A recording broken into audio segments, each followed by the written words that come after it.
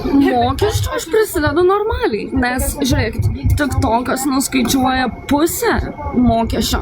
Ką tu gauni už betlus, ką tu gauni už dovanas, tai pusę pasiema TikTokas. Taip, jeigu žmogus nori pervesti 10 eurų vertės dovaną, ne, tarkim, tu gauni tik 5 eurus nuo to. Taip, nes TikTokas pasiema mokesčius, taip.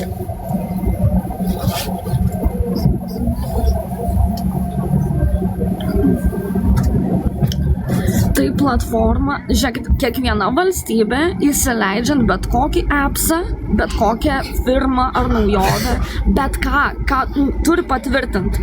Pavyzdžiui, Facebooko, Messengerio, Instagramo ar TikToko leidimas naudoti Lietuvoje turi būti patvirtintas valstybės ryšių asociacijos kažkokios tai valstybinės, suprantat.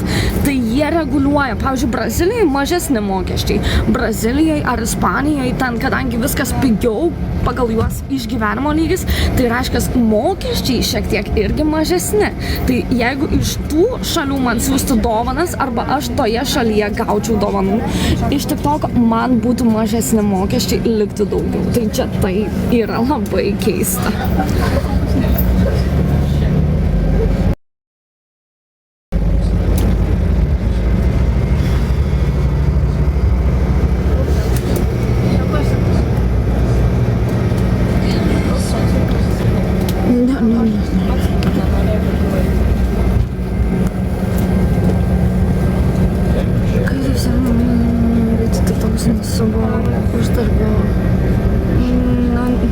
Nu, tu man aiškini, tu rašai komentarą, tu net nedarai laivų, tu net nežinai.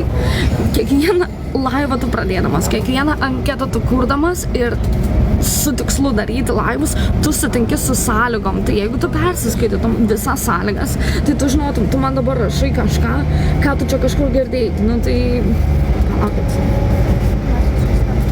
Gali įmest, man liūdna dabar, jeigu nori, gali įmest univerą, aš tau pažiūrėsiu, aš tau screenshot atsiųsiu, kiek aš gausiu, kiek TikTokas pasiema ir kiek tu sumokėjai, jeigu tu nori. Davai, let's do it.